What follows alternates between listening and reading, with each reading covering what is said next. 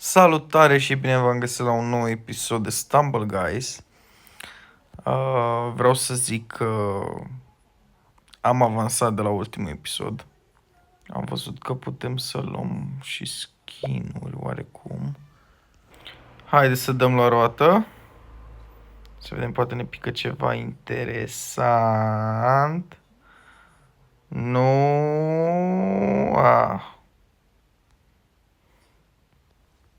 Haideți să mai încercăm o dată. Poate ne pică un skin. Să fim și noi puțin diferiți față de ceilalți. Și... Ok, e ok. Măcar putem să ne diferențiem. Mai am unul, e o albinuță, dar cred că ăsta, de fapt nu cred, este mult mai interesant. Am văzut că putem să jucăm la ranked aici, așa că hai să încercăm. Cât de greu poate să fie, nu? Doar suntem pro playeri.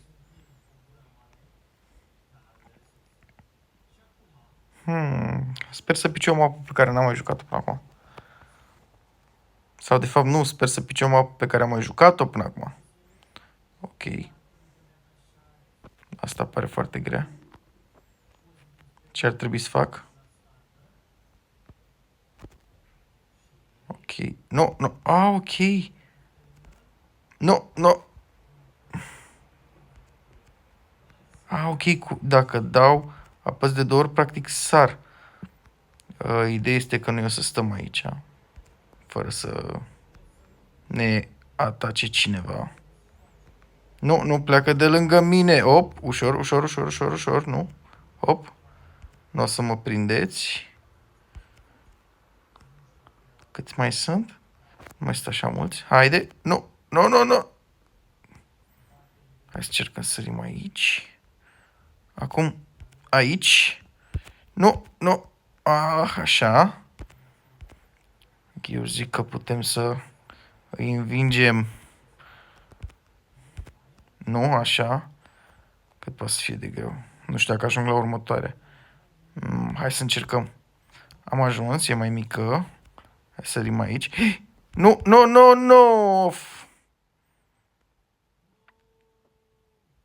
Nici nu vreau să mă uit la ei. Eram aproape să câștigăm. Să mai jucăm unul și apoi o să încercăm o cursă normală. Nu știu dacă știți, dar Mr. Beast, care la momentul actual, dacă nu mă știu, este cel mai mare YouTuber din lume, a fost în România. La Salina Turda și dacă nu mă înșel, o să iasă un episod foarte interesant.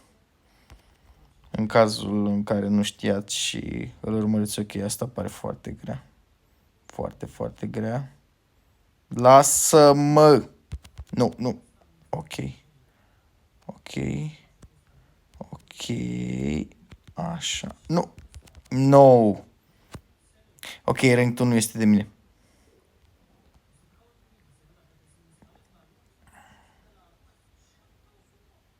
Hai să încercăm totuși să câștigăm o rundă normală. Mulțumesc frumos. Echip now. Ok. Play. Hai să câștigăm o rundă. Jocul normal. Ia să... ok, n-am mai jucat, dar cât de greu poate să fie. Ok, pare imposibil, da? Hai. Nici nu văd. Opa. Și cum ar trebui să... Hop. Nu. Ok. Sunt, cred că dacă nu mă înșel, primul. Nu. Haide. Putem. Haide, mă! Ok, am reușit. Haide. Așa. Nu. Așa, mai avem puțin. Ce sunt? Ok, și acum hai să luăm pe aici prin dreapta. Dreapta. Ok, ar trebui să sărim pe aici. Cum am ajuns în primul loc? De fapt am ajuns pentru că sunt pro player. Pe aici. Haide pe aici.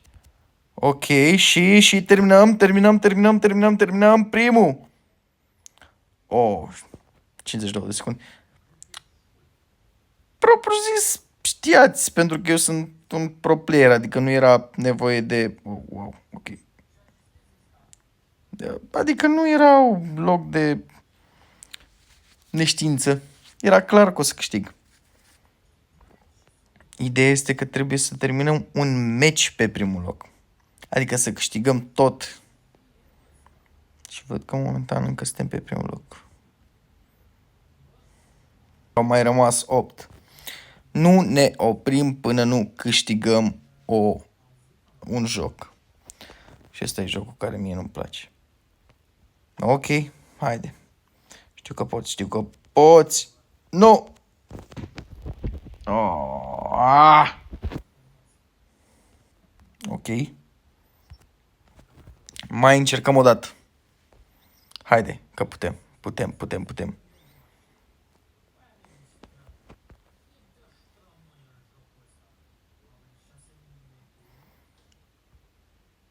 Așa. Ok, sunt pregătit pentru mapa asta pentru că o știu. Momentan avem 3 subscriberi și sunt foarte mândru de ei. Nu vreau să mor din prima. Ok, a mers. Hai că nici nu mor. Nu, yes. Nu știu cum a făcut chestia asta. Nu. Super, hai că nu mor. Dar nici măcar nu trec. Hai repede. Așa. E ok. Hai că merge. Ce mă enervează. Sunt foarte mulți, foarte mulți. Exact ce ziceam. Hai, muriți voi ca să pot să câștig eu și a mers. Haide. Și acum viteză. Supersonic. Haide. Superb.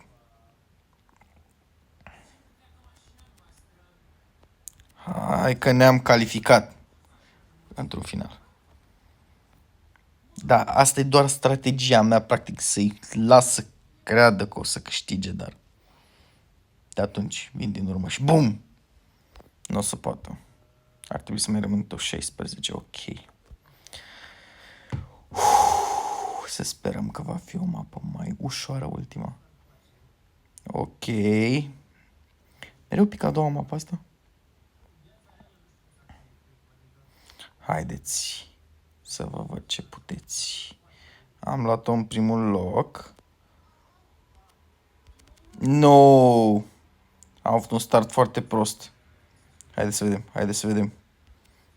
Pam. Ok. Așa. No! De ce? Ai de măi. Nu.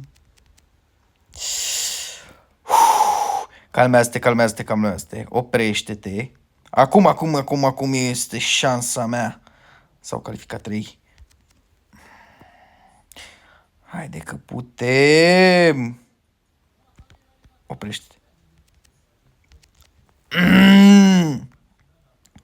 Cum e posibil să mor în același loc de fiecare dată? Ok, să încercăm pe partea cealaltă.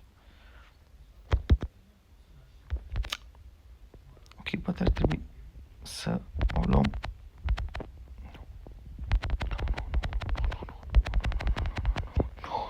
Nu! Sper că am scăpat. O să luăm pe aici. O luăm pe aici. Cineva se joacă cu nervii mei foarte tare. Cred că ăsta e cel mai enervant joc pe care l-am jucat după Flappy Bird. Dacă mai știe cineva jocul ăla. Doamne. Am avut o groază de prieteni care au spart telefoanele. Inclusiv mie venea să-l sparg.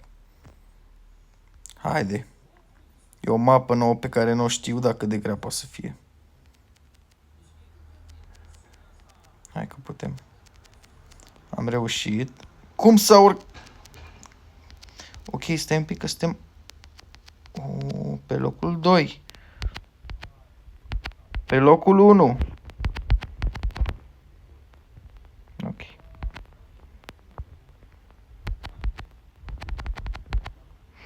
Hmm.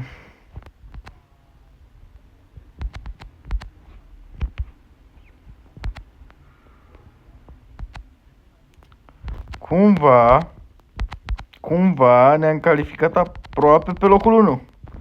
Ok, simt eu că de data asta o să câștigăm. Simt că o să câștigăm. Haide. Haide.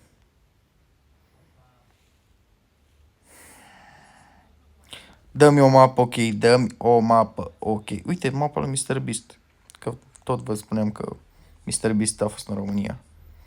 Împreună cu Speed și cu mai mulți youtuberi din afară. Ok, mapa asta a fost mapa la care eu am câștigat. Haide, așa. Nu, pe aici, pe aici, pe aici. Ok, ăștia sunt mult mai buni ca ceilalți. Hai că putem nu muri. Așa. Pe aici, pe aici, pe aici, pe aici, pe aici. Nu, sari. Sari, hop. Sari. Așa.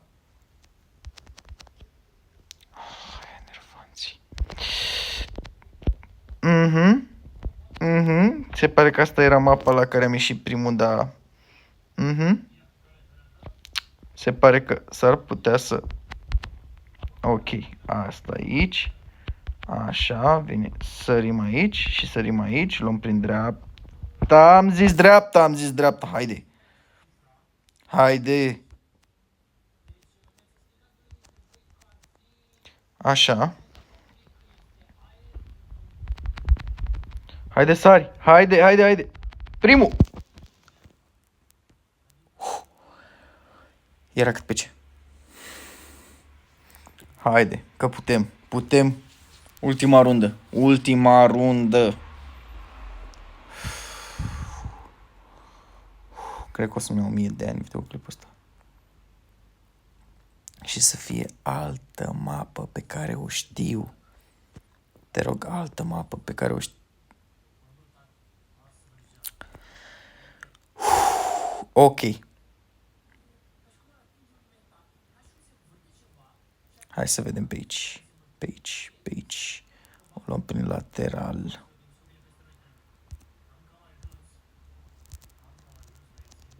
Ok. Altă mapă, hop. 1, 2. 1, 2. Hai să reușim. A vrut neapărat. Înaintea ta, înaintea ta, înaintea ta, înaintea ta. Oh. Hai că putem, hai că putem, hai că putem. În lateral, nu mai are unde să ducă. Nu.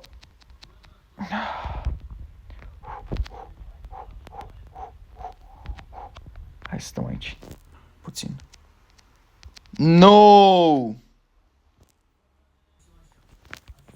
Se pare că nici în videoclipul ăsta n-am reușit să fim pe primul loc.